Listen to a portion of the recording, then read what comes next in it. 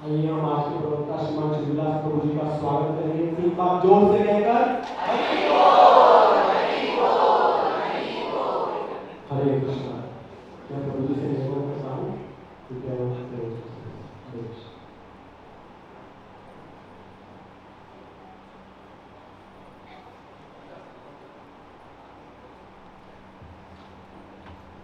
हरे कृष्ण।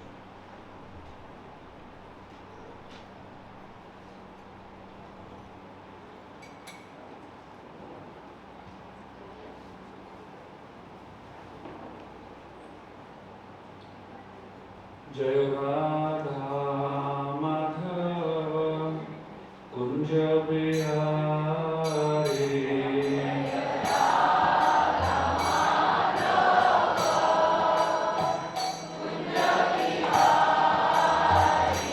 जय राधा माधव कुंज बिहारी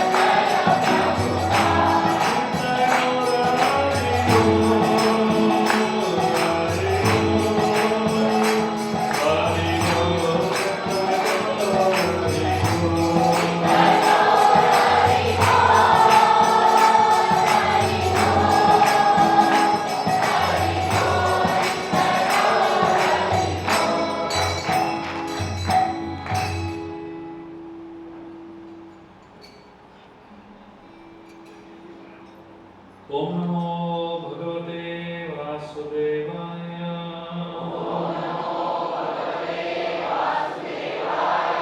ओम नमो भगवते वासुदेवाय। ओम नमो भगवते वासुदेवाय।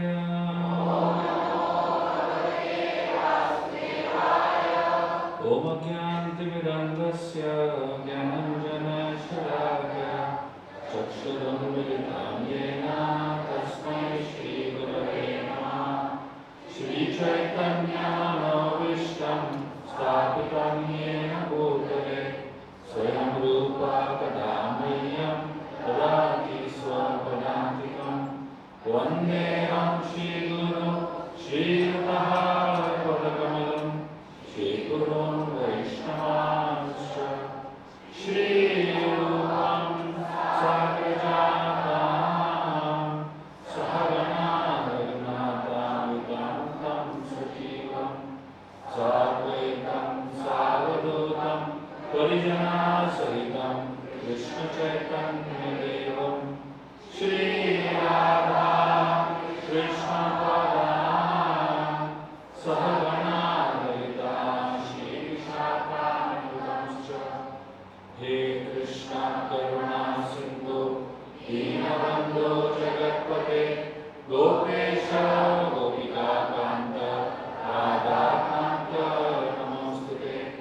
तप्तकाञ्चन गौराङ्गी राधे वृन्दावनेश्वरी वृषभानुसुते देवी प्रणमामि हरिप्रिये। वञ्चाकल्पतरुभ्यश्च कृपासिन्धुभ्येव च पतितानां पावनेभ्यो वैष्णवेभ्यो नमो नमः। जय श्री कृष्ण चैतन्य प्रभु नित्यानंद श्री अद्वैत गदाधर श्रीवासादि गौरभक्तवृंद। हरे कृष्णा कृष्णा कृष्णा हरे हरे हरे राम राम राम हरे हरे।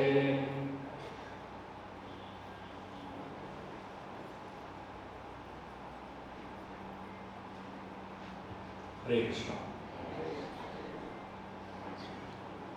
मुझे बेहद खुशी हो रही है आप लोगों के समक्ष आज नरसिंह चतुर्दशी जो कार्यक्रम है इसमें सहभाग लेने का।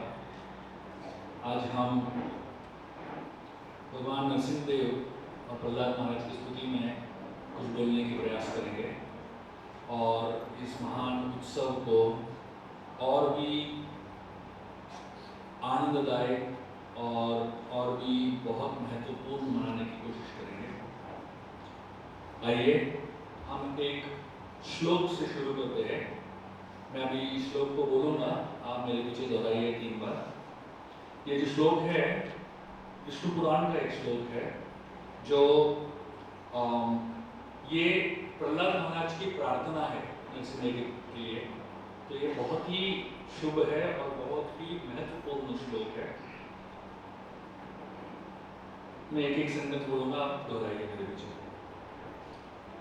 नात योनि सहस्रेषु येषु येषु रजाम्यहम् तेषु तेषु अच्युत भक्तिर् अच्युतस्तु सदा त्वयि। नात योनि सहस्रेषु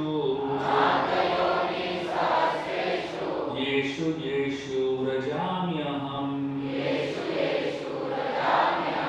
तेषु तेषु अच्युत भक्तिर्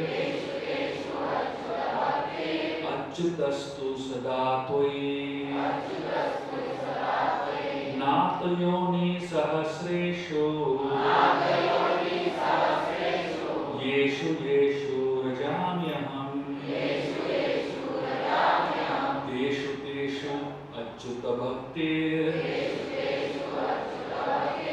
अच्युतस्तु सदा त्वयि। प्रहलाद महाराज प्रार्थना कर रहे हैं, हे स्वामी, मैं हजारों जन्मों से इस भौतिक संसार में भटक रहा हूं। कृपया मुझे आपके प्रति प्रेम भक्ति उत्पन्न कराइए, हे प्रभु। तो ये प्रहलाद महाराज का प्रार्थना है। हम सभी लोग जो है इसी मूड में, इसी सोच विचार के साथ हम आज का कार्यक्रम आरंभ करते हैं। हम सब लोग बहुत सारे जन्मों से भटक रहे हैं इधर उधर, तो अभी हम कैसे तो भक्ति में आए हुए हैं, तो अच्युत भगवान के प्रति हमें प्रेम उत्पन्न करना है, ये हमारा लक्ष्य है। तो प्रहलाद महाराज इस प्रार्थना के साथ नरसिंहदेव से याचना कर रहे हैं। आज हम एक बहुत महत्वपूर्ण मुद्दे के ऊपर चर्चा करने वाले हैं कि हम सब लोग गौड़ी वैष्णव है और राधा कृष्ण प्रेम प्राप्त करने की कोशिश कर रहे हैं। जो राधा कृष्ण के प्रति प्रेम प्राप्त करने की कोशिश करते हैं, जो गौड़ी वैष्णव लोग होते हैं, उनको उनका जो पूरा चेतना, पूरा जो सोच विचार, पूरा जो अब्जॉर्प्शन है, वो राधा कृष्ण के प्रति होता है और चैतन्य महाप्रभु के प्रति होता है।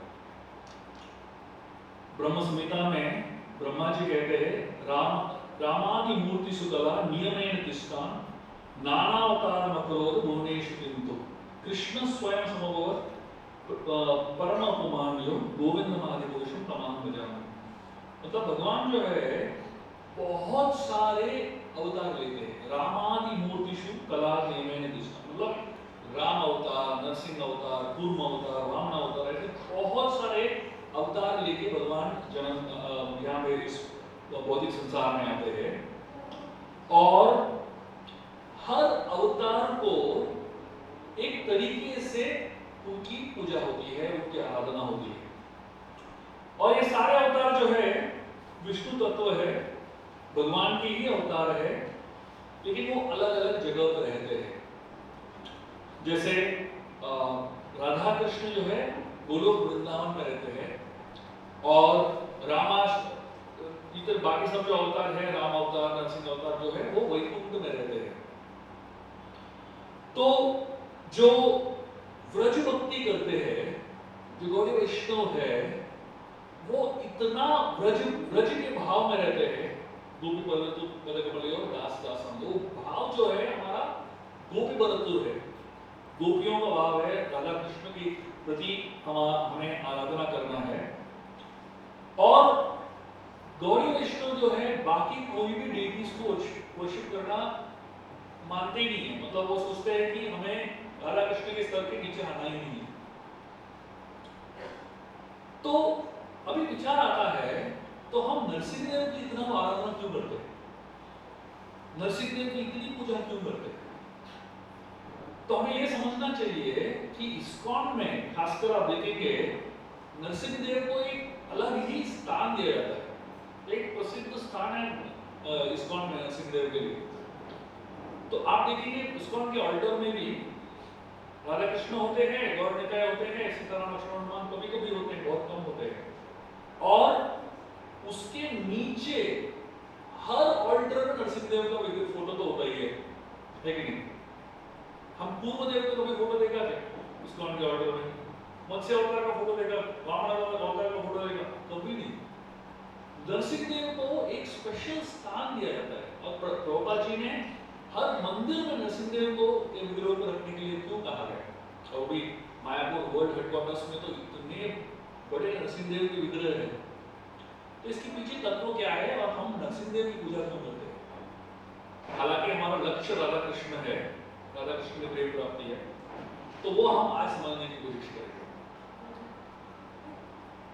जब हम भगवान कृष्ण की आराधना करते हैं, वो एकाकी होना चाहिए। एकाकी मतलब क्या है?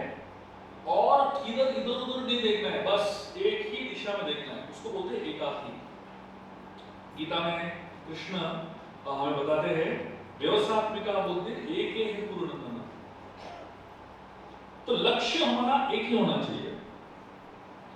तो लक्ष्य हमारा एक ही है, तो हम नरसिंहदेव की पूजा को हम जस्टिफाई कैसे कर सकते हैं, और उसके बारे में हम कैसे बोल सकते हैं कि ये वही लक्ष्य की तरफ ही हमको लेके जा रहा है।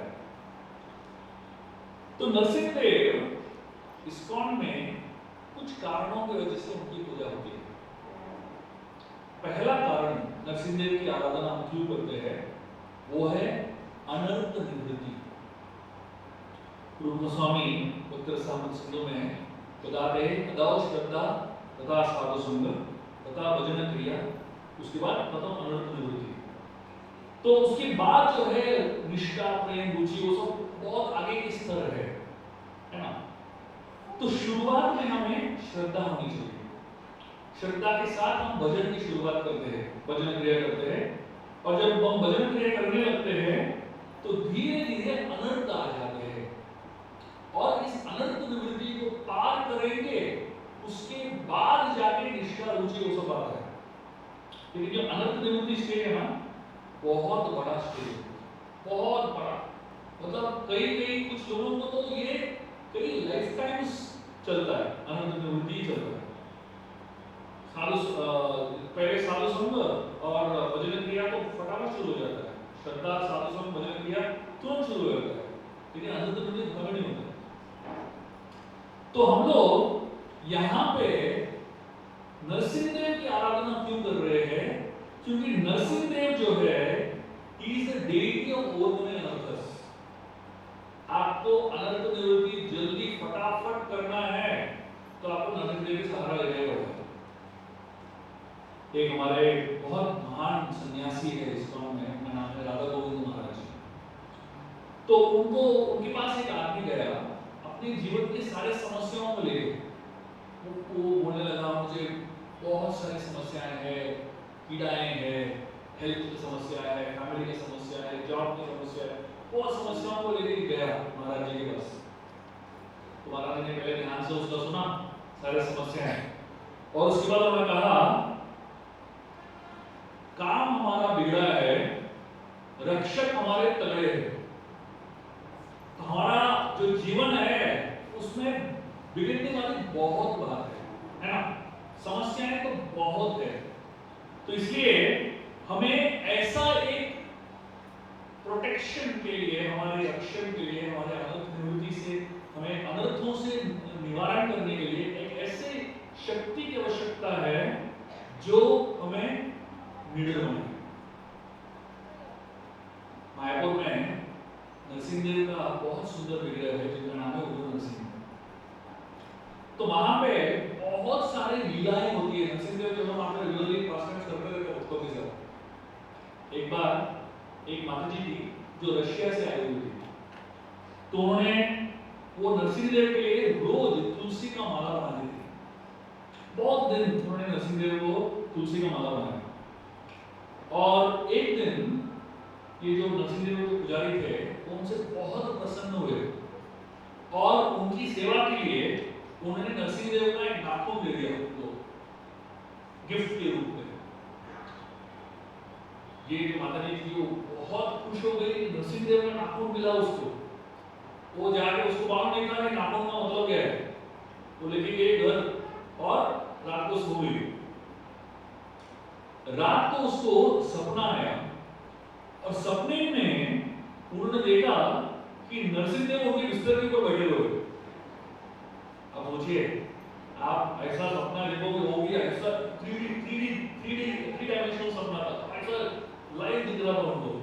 और नरसिंहदेव ने क्या किया मालूम है, उसके छाती के अंदर उन्होंने अपना पंजा डाल दिया, और अंदर से इतना काला कुछ तो निकाला अंदर से। और नरसिंहदेव से बात करने लगे और उससे पूछने लगे और भी बहुत काला है अंदर, क्या करूं इसके साथ। तो ये बात है जो बहुत ही डर गई, उड़ गई। अगले दिन नरसिंहदेव के सामने गई और बोलने लगी हे भगवान, जितना काला है सब निकालो और बहुत दूर फेंक दो उसको। तो नरसिंहदेव जो है हमारे जीवन में आए हैं पहला अनर्थ निवृत्ति के लिए। साधारणतः ये अनर्थ निकलना बहुत समय निकल जाएगा, बहुत लाइफ टाइम्स निकल जाएंगे, लेकिन जब हम भगवान से प्रार्थना करते हैं, नरसिंहदेव की सहारा लेते हैं, तो अनर्थ निवृत्ति बहुत जल्दी होता है। दूसरा कारण है नरसिंहदेव से हम प्रार्थना क्यों करते हैं, दूसरा कारण है प्रोटेक्शन। प्रोटेक्शन मतलब क्या? रक्षण जो है भक्तों को अपना खुद का रक्षण नहीं करना है, ये उनका इंटरेस्ट नहीं है, लेकिन उनको वो जो भक्ति कर रहे हैं, वो भक्ति करने का जो काबिलियत है उसकी रक्षा करना है उनको। ये बहुत महत्वपूर्ण है भक्तों के लिए।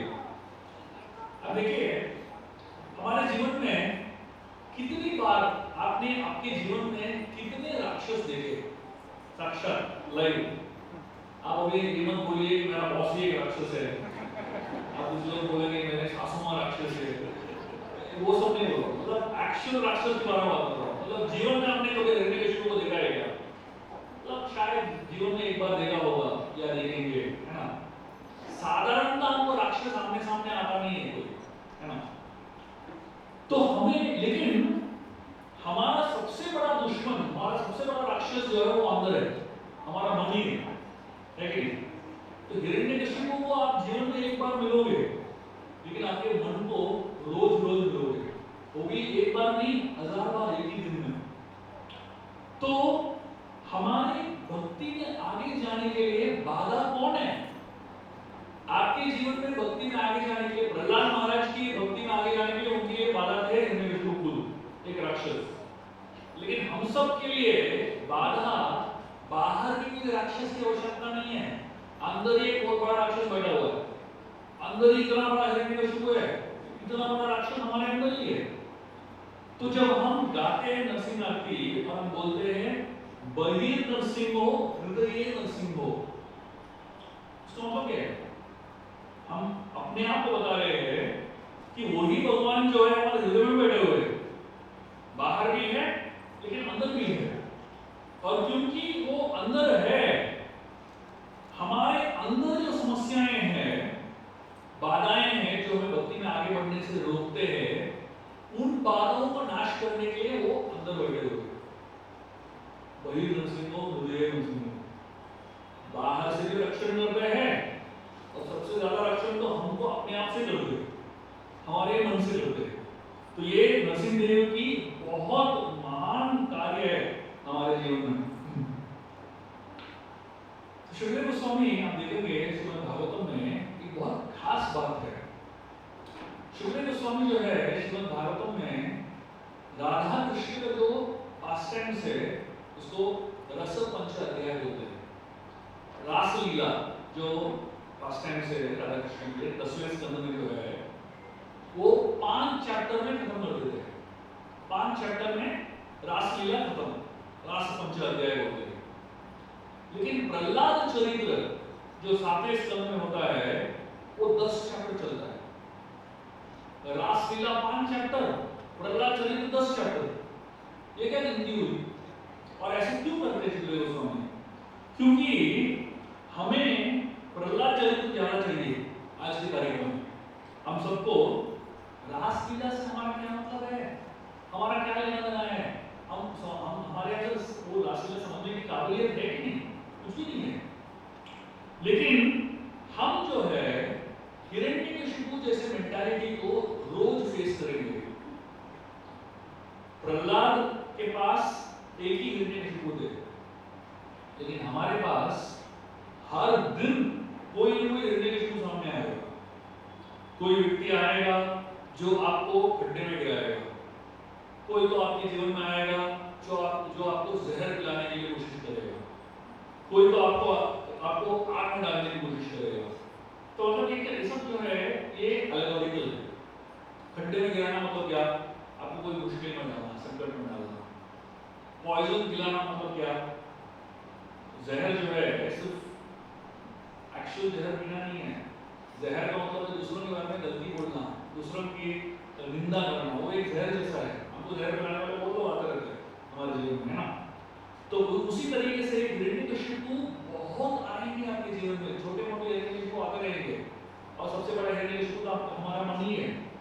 तो हमें प्रहलाद महाराज की शिक्षाओं की बहुत आवश्यकता है।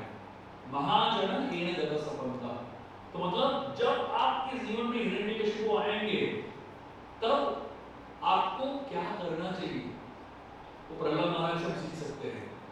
और जब हम तो राधा कृष्ण जो कहा लीलाएं हैं वो उनके लिए है जो प्रेम के स्तर पे है, लेकिन जो अनंत निवृत्ति के स्तर पे है उनके लिए प्रहलाद महाराज की शिक्षा की बहुत आवश्यकता है।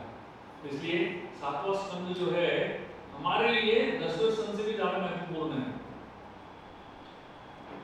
जब हम प्रहलाद महाराज की शिक्षाओं को हमारे जीवन में उतारेंगे और प्रहलाद महाराज की प्रार्थनाओं को दोहराएंगे, तब जाके हमारे अंदर एक शक्ति की उत्पन्न होगी, जो नरसिंहदेव की प्रोटेक्शन की शक्ति है, संरक्षण की शक्ति जो है हमें प्राप्त होगी।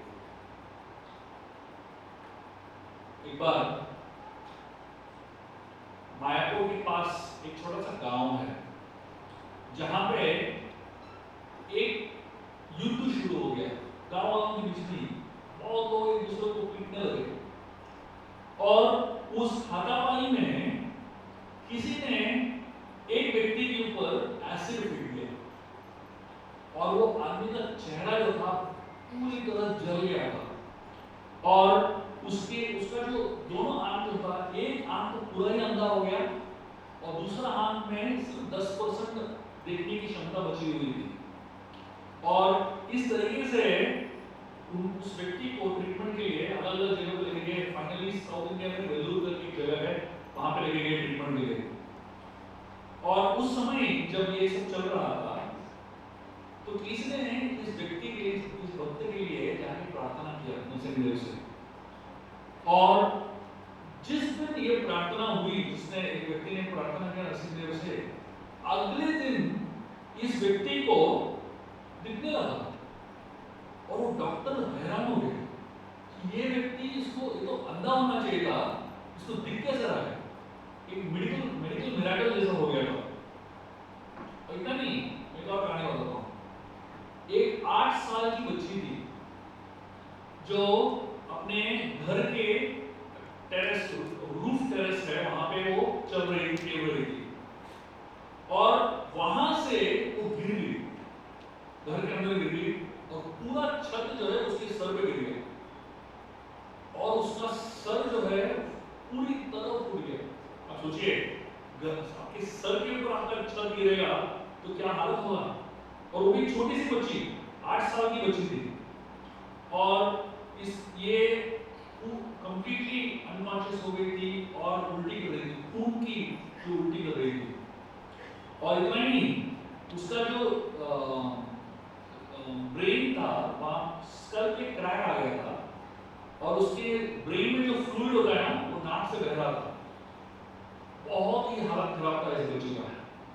और इन लोगों ने उसको किसी तरीके से वहां से मायापुर से लेके गए और एक अस्पताल में दाखिल कराया उसको। और डॉक्टर जो थे वो अलग अलग प्रकार के सीटी स्कैन, एमआरआई सब कर रहे थे देखने के लिए कि कितना टूट गया है ब्रेन, कितना डैमेज हो गया है।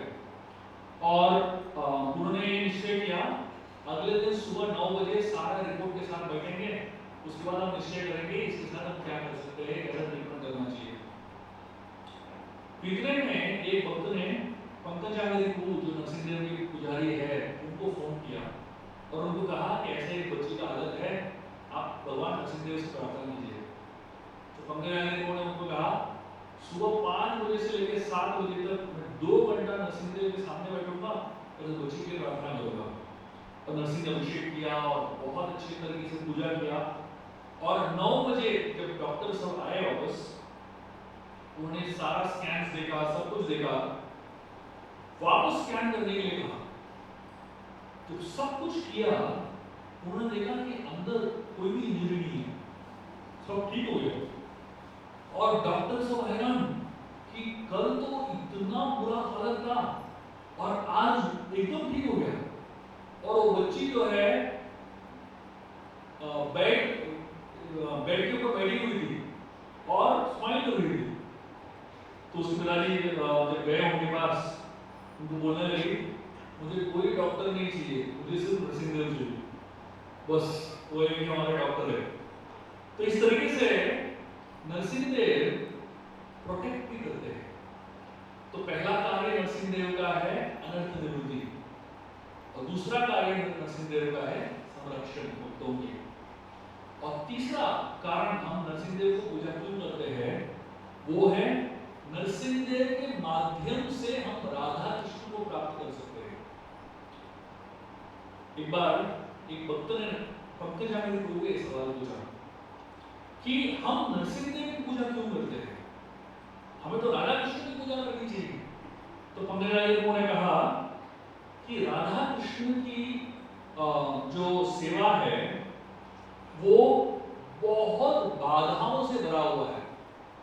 अगर आप राधा कृष्ण की डायरेक्ट सेवा करने की कोशिश करोगे, उसमें बहुत सारे ऑब्स्टिकल्स आएंगे, बहुत सारे बाधाएं आएंगी, और इतने बाधाओं से तैर के आपको पार करना पड़ेगा, तब जाके राधा कृष्ण की सेवा कर सकते हो। और इन सब बाधाओं को पार करने में मदद करने वाले हैं आपको नरसिंहदेव। इसलिए हम नरसिंहदेव की आराधना करते हैं, पूजा करते हैं। राधा कृष्ण जो है अपने पास टाइम्स में बहुत ही अब्सॉर्ब है। राधा कृष्ण, ललिता, विशाखा, सारे गोपियां जो है बहुत ही अब्सॉर्ब है, रास लीला में मग्न है, बहुत मजे में है। इसके बीच में आप जाके बोलोगे मेरा पेट खराब है, इसके बीच में आप जाके बोलोगे मुझे ये प्रॉब्लम है, पैसा नहीं है, आपको सुनने वाले थोड़ी हो। वो तो यार अपनी दुनिया में है, मजा कर रहे हैं, उनको थोड़ी आपसे लेना देना है, बस वो तो अलग ही भाव में है। लेकिन भगवान को मालूम है हम सबका बहुत प्रैक्टिकल, बहुत अलग अलग प्रकार के प्रॉब्लम्स है, तो इसलिए भगवान ने सारे, अगर आपको जितने प्रॉब्लम्स है सारे प्रॉब्लम के साथ आप नरसिंहदेव को कॉन्टैक्ट करो। उन्होंने एक डिपार्टमेंट बोल के रख दिया यहाँ पे, नरसिंहदेव डिपार्टमेंट। जो भी प्रॉब्लम है भाई इनके पास जाओ, इनका फोन नंबर ये है, नमस्ते नरसिंह है, बस नरसिंहदेव के पास जाओ, आपकी सारी समस्याओं का समाधान वो करेंगे। और भगवान ये कह रहे हैं कि नरसिंहदेव के पास इतने खतरनाक नाखून हैं, और उन नाखून से आपकी जितने समस्याएं हैं वो सब तो चीर फाड़ डालेंगे। अब जाओ बस उनको कंसल्ट करो। तो जो चैतन्य महाप्रभु के आंदोलन में लोग हैं, हम नरसिंहदेव से क्या मांगते हैं, उनके पास क्यों जाते हैं? उनके पास इसके लिए जाते हैं कि हमें वही राधा कृष्ण तक लेके जाएंगे, वही हमें राधा कृष्ण के मार्ग के लिए जो भी बाधाएं हैं उसको साफ करके हमको देंगे। इसीलिए श्री प्रभुपाद जी ने हमें बताया कि नरसिंह प्रणाम हमेशा करना चाहिए, कीर्तन के अंत में नरसिंह आरती होनी चाहिए।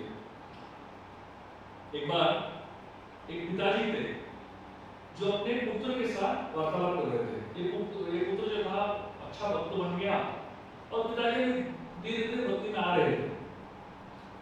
तो पिताजी उनको थोड़ा फिलॉसफी थोड़ा बहुत मालूम पड़ गया था, तो पिताजी अपने लड़के के साथ आर्ग्यू कर रहे थे कि मैं नरसिंहदेव की आराधना नहीं करूंगा, मैं सिर्फ राधा कृष्ण की पूजा करूंगा बस। तो बच्चा बोलने लगा कि पिताजी ये जो नरसिंहदेव है राधा कृष्ण है, दोनों में कोई अंतर नहीं है, एक ही है। पिताजी बोले नहीं, मुझे तो राधा कृष्ण नहीं चाहिए, मुझे नरसिंहदेव बिल्कुल नहीं चाहिए।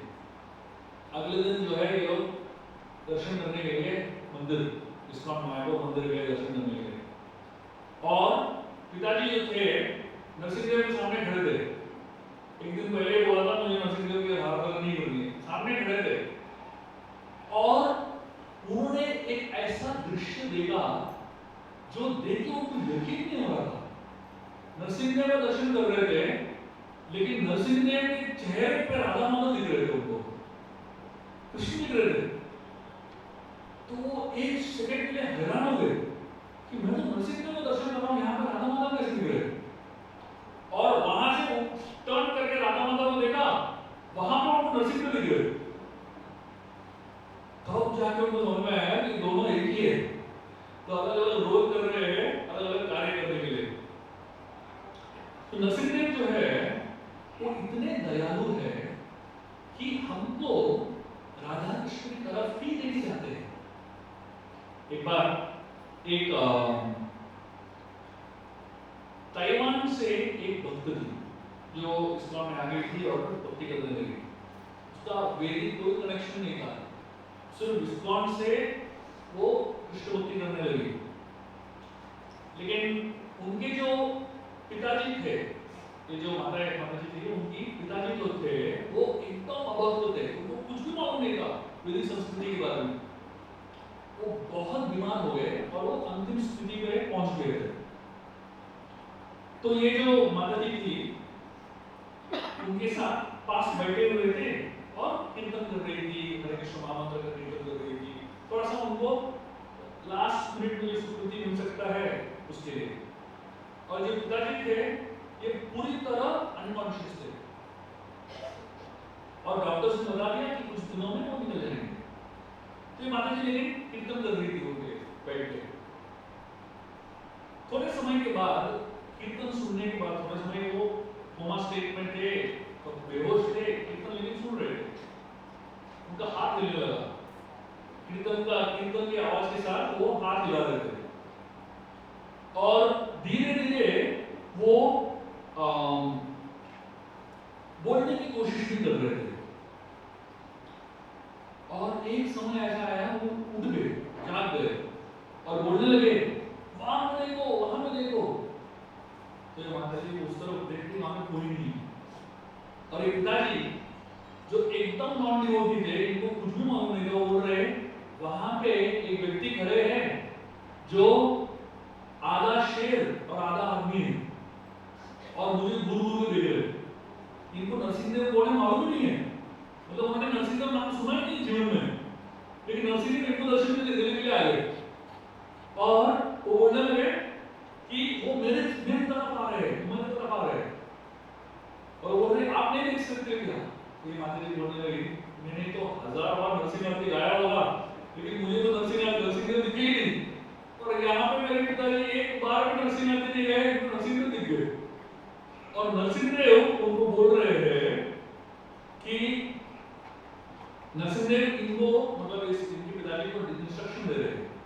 वो बोल रहे हैं कि ये जो बोल रही है ये चैंट करो तुम। नरसिंहदेव ने इंस्ट्रक्शन दिया हरे कृष्ण महामंत्र करने के लिए।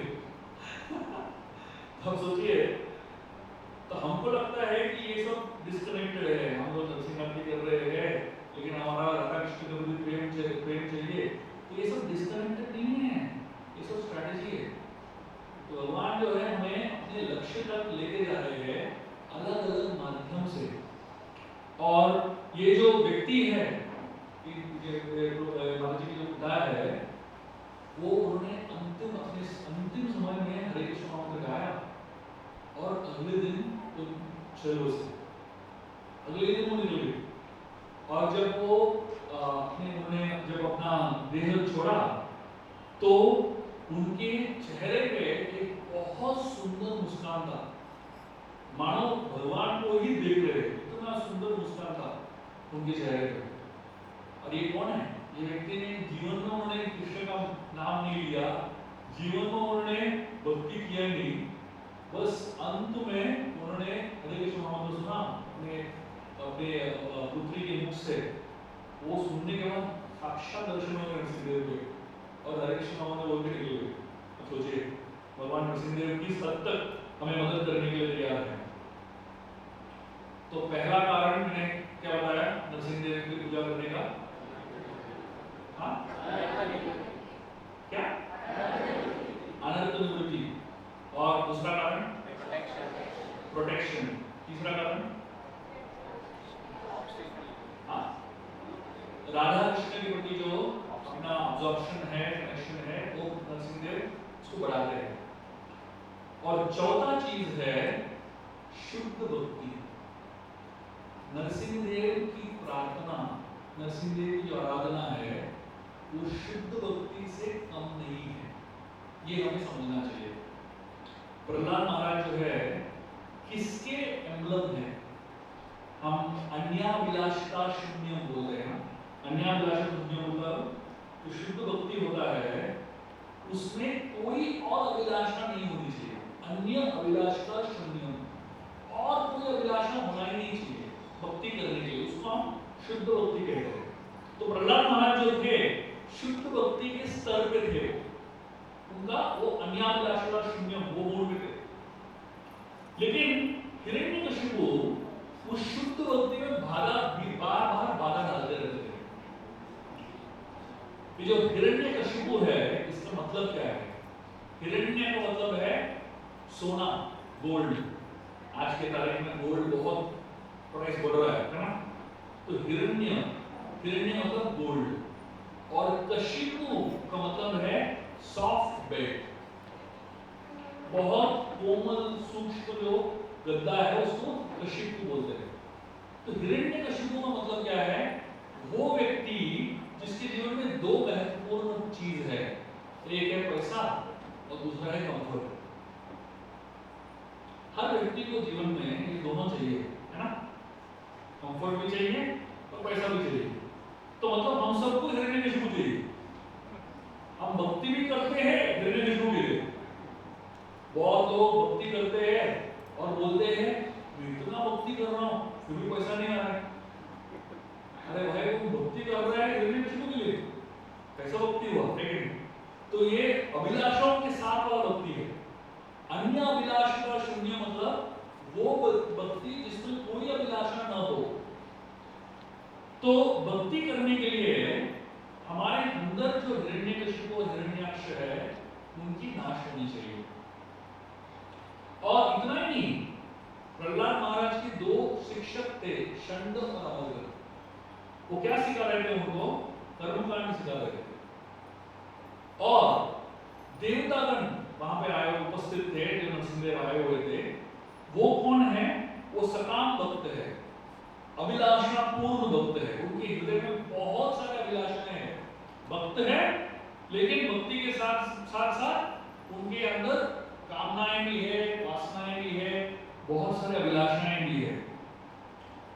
तो जब नरसिंहदेव जब आते हैं उनको क्या चाहिए? पहले तो हिरण्यकशिपु को मार देते, तो मतलब हिरण्यकशिपु तो उनको बिल्कुल अच्छा नहीं लगता, है ना? उनको तो मार देते। तो मतलब जिसके अंदर बहुत सारी इच्छाएं हैं वो नहीं चाहिए नरसिंहदेव को। षंड अमर तो नरसिंहदेव के पास आ भी नहीं सकते क्योंकि कर्मकांड तो बिल्कुल नहीं चाहिए नरसिंहदेव को। और उसके साथ साथ देवतागण भी नरसिंहदेव से डरते, नरसिंहदेव उनको देखते भी नहीं है। तो मतलब क्या?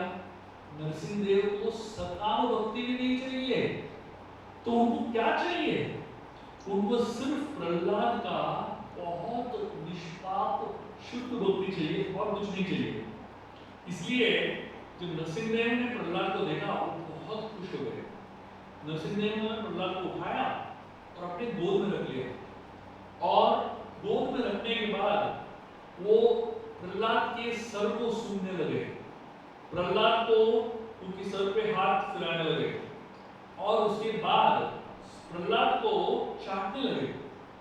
जैसे कोई शेर या बिल्ली है अपने बच्चे को चाटता है ना, कोई भी जानवर अपने बच्चे को चाटता है ना, उसी तरीके से नरसिंहदेव प्रहलाद को चाटने लगे। सोचिए, तो जो प्रेम है भगवान के प्रति, वो प्रेम जो है उसको शुद्ध भक्ति कहते हैं। तो भगवान को अपने भक्त से क्या चाहिए? बस यही चाहिए, शुद्ध भक्ति चाहिए।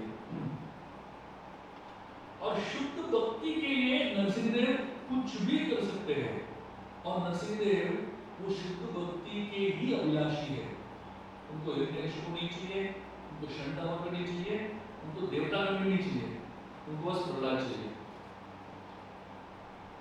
एक बार एक माता जी थी जो नरसिंहदेव पुजारी को अपना सपना बताने लगे। उन्होंने कहा कि एक दिन नरसिंहदेव मेरे सपने में आए, और सपने में कि माता जी और नरसिंहदेव जो है चल रहे, वॉकिंग कर रहे एक दूसरे के साथ, और नरसिंहदेव जो है इस माता जी के साथ एक पिता जैसे बातचीत कर रहे। पिता अपने पुत्री के साथ कैसे बात करते हैं, उससे बहुत प्रेम से बातचीत कर रहे हैं। और बातचीत करते करते उन्होंने इस लड़की ने नरसिंहदेव को पूछा, मैं आपके लिए क्या कर सकती हूँ? नरसिंहदेव ने उस लड़की को कहा, मुझे आम चाहिए, आम लेके आओ मेरे लिए। तो अगले दिन जो है लड़की बहुत सारे आम लेके गई नरसिंहदेव के पास और बताने लगी कि एक्चुअली ये जो आम है नरसिंहदेव ने मुझसे मांगा है, तो मैं ये आम लेके आई हूँ।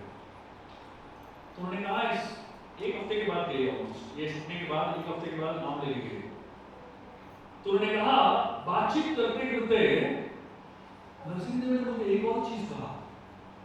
नरसिंहदेव ने मुझे कहा, मुझे मेरे पुजारी जो है बहुत प्रिय है, मैं उनको लेके जा रहा हूं। तो माता जी ने कहा, नहीं नहीं पुजारी बहुत अच्छे, इनको मत लेके जाइए।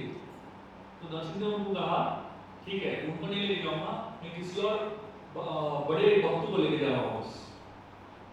एक हफ्ते के बाद जिस दिन वो माता जी आई, उससे एक दिन पहले हिज होलीनेस गौर गोविंद महाराज की देहांत हो गई। नरसिंहदेव ने इस माता जी को बताया उसके सपने में, मैं आपके एक महान भक्त को लेके जा रहा हूं।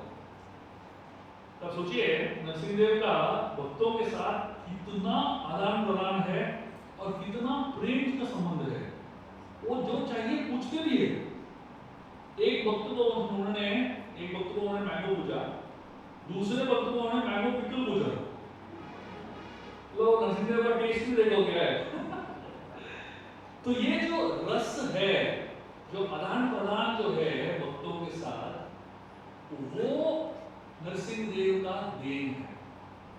शुद्ध भक्ति तो देती ही है, लेकिन शुद्ध भक्ति से ज्यादा रस जो है वो देते हैं। रस मतलब क्या? जो टेस्ट है।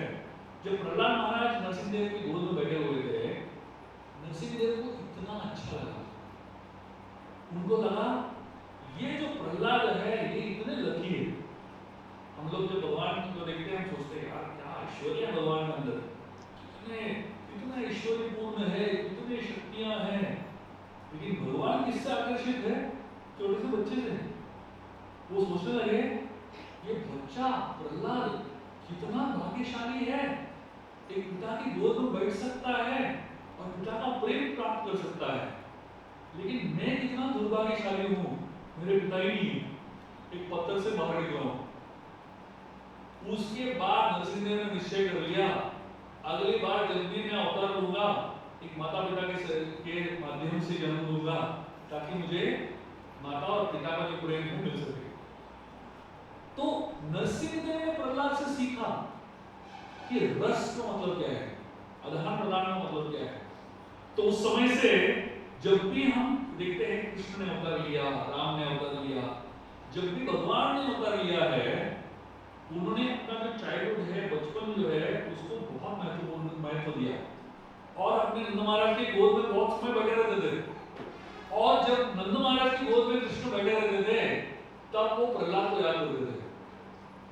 ये प्रहलाद जो है मेरे गोद में ऐसे बैठा था और उसको जो मजा आ रहा था, वो जो आनंद है वो मैं अभी प्राप्त कर रहा हूँ मेरे पिता के गोद में बैठ के। इस तरीके से नरसिंहदेव जो रस है, भक्ति का जो रस है, आदान प्रदान का जो रस है, जो हम 5 रस बोलते हैं, शांत, दास्य, स्पेशली वात्सल्य और माधुर्य, ये सब जो रस का जो शुरुआत है वो यहाँ पे हुआ।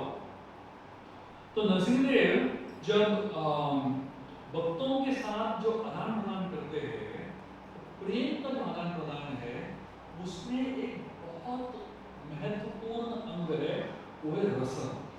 हम जो भी करते हैं जीवन में, इसके लिए करते हैं। कोई तो रस होना चाहिए, तभी तो करते हैं, है ना।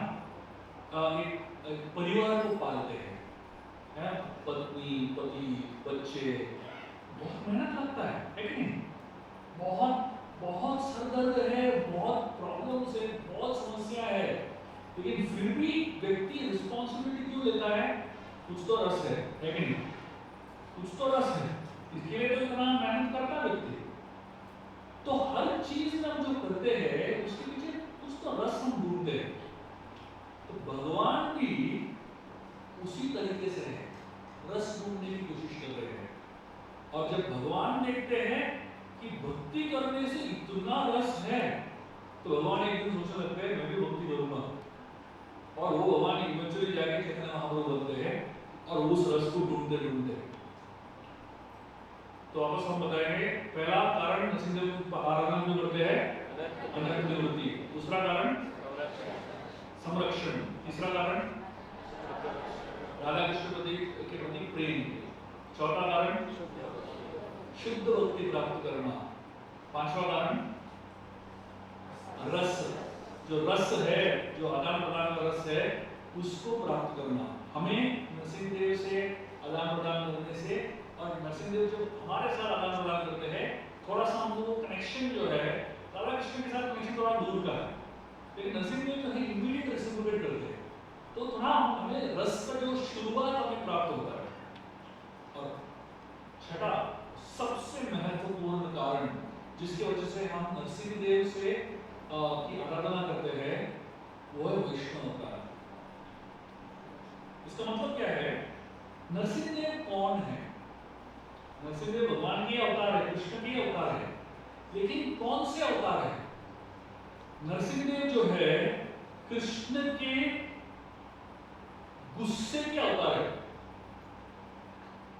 कृष्ण को जब गुस्सा आता है ऐसे दिखता है, नरसिंहदेव जैसे दिखता है।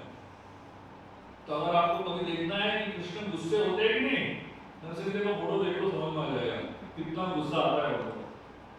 तो नरसिंहदेव तो कृष्ण को अलग अलग प्रकार का गुस्सा आता है, उस गुस्सा का अलग अलग लेवल्स है और अलग अलग प्रकार का गुस्सा है, और सारा गुस्सा है कृष्ण का तो एक ही जैसा नहीं है और एक ही जितना तीव्र नहीं है।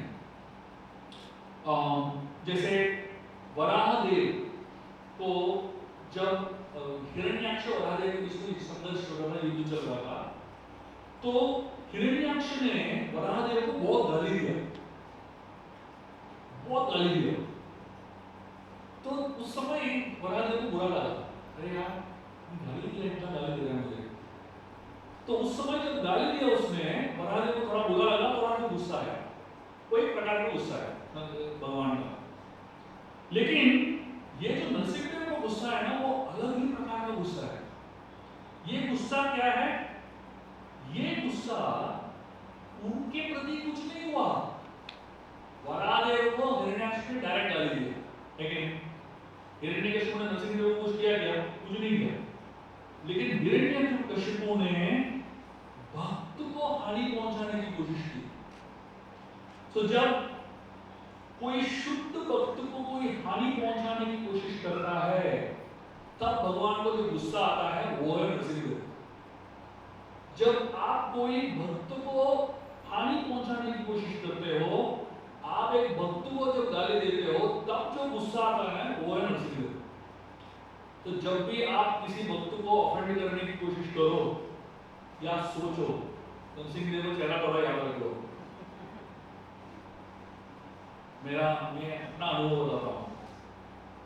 मैं परम पूज्य राधा स्वामी महाराज के साथ बहुत साल तक कई सेवाएं की, और जब मैनेजमेंट का सेवा होता है तो कभी कभी कुछ बोलना पड़ता है जो हमें बोलना भी नहीं है। तो बहुत बार ऐसा होता था, मैं किसी भक्त के बारे में कंप्लेंट लेके आता था महाराज को, और महाराज को बोलता था महाराज ऐसे कर रहे हैं भक्त। और मैं जितनी बार भी कोई भी भक्त के बारे में कुछ भी कंप्लेंट किया, तो सही हो या गलत हो, महाराज का चेहरा मेरे को अभी भी याद है। उनका चेहरा एकदम बिगड़ जाता था, तो हमेशा हंसमुख रहता है, लेकिन जैसे ही भक्तों के बारे में कुछ भी गलती से कुछ भी बोलो उनके बारे में, उनका चेहरा एकदम बिगड़ जाता था और उनको इतना गुस्सा आता था। तो मुझे डर लगने लगता था कि मैं बोलूं कि नहीं बोलूं। ऐसे मैनेजर मुझे बोलना है, लेकिन अभी मैं महाराज चेहरा देखता हूँ या वो चेहरा को याद करता हूँ तो मुझे डर लगता है। ये जो गुस्सा है नरसिंहदेव का, वो गुस्सा है। और जब नरसिंहदेव ने हिरण्यकशिपु को मार दिया, फिर भी गुस्सा नहीं जा रहा। जिसने गाली दिया प्रहलाद को, जिसने तकलीफ पहुंचाया, उसको तो मार दिया, हिरण्यकशिपु को मार दिया, फिर भी नरसिंहदेव को गुस्सा कम नहीं हो रहा था। सारे देवतागण आए और प्रार्थनाएं अर्पण करने लगे, फिर भी नरसिंहदेव को गुस्सा कम कम नहीं हो रहा था। लेकिन जब वो व्यक्ति जिसकी निंदा की गई, जिसके प्रति अपराध हुआ, प्रहलाद महाराज, वो जब नरसिंहदेव के सामने आए तब जाकर उनका गुस्सा शांत हुआ। तो मतलब ये जो नरसिंहदेव का गुस्सा है, ये बहुत ही स्पेशल टाइप का गुस्सा है। It is the anger of Krishna against Vaishnav अपराध। जो वैष्णव अपराध के प्रति भगवान का जो गुस्सा है वो है नरसिंहदेव। तो जब भगवान हमें देखते हैं वैष्णव अपराध करते हुए, आपको नरसिंहदेव का चेहरा याद रखना चाहिए और ऐसे नरसिंहदेव को प्रार्थना करेंगे तब जाके हम ये सारे अपराधों से बच पाएंगे। तो हमें जो भगवान के प्रति, भगवान के भक्तों के प्रति अपराध करने का जो इच्छा है, उस इच्छा से भी नरसिंहदेव भी हमें रक्षा कर सकते हैं। हमारे अंदर अपराध करने की इच्छा होती है, देखिए क्या हालत है हमारा, कितने अनर्थ है हमारे अंदर, है ना। बताया जाता है जब कृष्ण हस्तिनापुर में थे, राष्ट्रीय यज्ञ में, युधिष्ठिर महाराज का राष्ट्रीय यज्ञ चल रहा था और उस राजसूय यज्ञ में शिशुपाल उनको बहुत गाली दे रहा था। ऐसा हुआ कि युधिष्ठिर महाराज को राष्ट्रीय यज्ञ में पहला अर्घ्य किसी को देना था। तो युधिष्ठिर महाराज ने सबको पूछा कि पहला अर्घ्य किसको देना चाहिए। तो अलग अलग लोग अलग अलग बोलने लगे। अंत में सहदेव उठ के कहा कि अगर इस पूरे जगह पे, इस पूरे राष्ट्रीय यज्ञ में कोई है जो पहला अर्घ्य का योग्य है, वो है कृष्ण। तो युधिष्ठिर महाराज ने तुरंत मान लिया और कृष्ण को पहला अर्घ्य दे दिया। लेकिन जब कृष्ण को पहला अर्घ्य दिया, शिशुपाल को बहुत ईर्ष्या हुई, बहुत ही गुस्सा आया और उसने भर भर के कृष्ण को गाली दिया, इतने सारे गालियां दी। कृष्ण ने कुछ नहीं कहा। तो शिशुपाल को 100 जो गुनाह है, 100 जो पाप है, उसको माफ करने का कृष्ण ने प्रण लिया होता। तो 100 बार शिशुपाल ने कृष्ण को गाली दिया, लेकिन 100 के बाद 101 बार, पहला 100 के आगे शिशुपाल ने सहदेव को गाली दिया। जैसे ही सहदेव को गाली दिया, कृष्ण ने सुदर्शन चक्र निकाला, उसको मार दिया तुरंत। तो मतलब अपने प्रति वो 100 गाली भी टॉलरेट कर सकते हैं, लेकिन अपने भक्ति के प्रति एक भी गाली टॉलरेट नहीं कर सकते। अब सोचिए नरसिंहदेव का गुस्सा क्या है। वैष्णव अपराध के प्रति जो गुस्सा है वो है नरसिंहदेव। तो अगली बार जब हम वैष्णव से डील करेंगे, वैष्णव के साथ हम लोग आदान प्रदान करेंगे, बहुत ही केयरफुली आदान प्रदान कीजिए, क्योंकि आपको देख रहे हैं नरसिंहदेव। और अगर आपने कुछ ऐसा कर दिया कि भक्त को ऑफेंड हो जाए, तो नरसिंहदेव को गुस्सा भी आने वाला है ना। तो ये सब हम नरसिंहदेव से सीख सकते हैं और इनके लिए ये कारण है जिससे हम नरसिंहदेव को आगे लेना चाहिए। तो आइए एक और बार हम रिवाइज करेंगे। पहला हमने क्या किया, अनर्थ निवृत्ति से हमें नरसिंहदेव हमें मदद करते हैं अनर्थ निवृत्ति में। दूसरा संरक्षण, हमारी रक्षा करते हैं और सिर्फ शरीर की रक्षा नहीं, हमारी भक्ति करने की इच्छा है उसकी भी रक्षा करते हैं। तीसरा राधा कृष्ण के प्रति प्रेम उत्पन्न करना। तो नरसिंहदेव के जो भी हमारे बाधाएं हैं, राधा कृष्ण के प्रति प्रेम उत्पन्न करने, नरसिंहदेव उन बाधाओं को निकालते हैं। चौथा शुद्ध भक्ति। तो नरसिंहदेव की भक्ति जो है शुद्ध भक्ति से कम नहीं है। सारा विलासा निकालने के बाद जो है प्रधान महाराज नरसिंहदेव की भक्ति करता है। और पांचवा रस। तो मतलब भगवान के प्रति जो रस की शुरुआत नरसिंहदेव से ही हुई है। प्रहलाद नरसिंहदेव की कहानी से ही रस का शुरुआत होता है।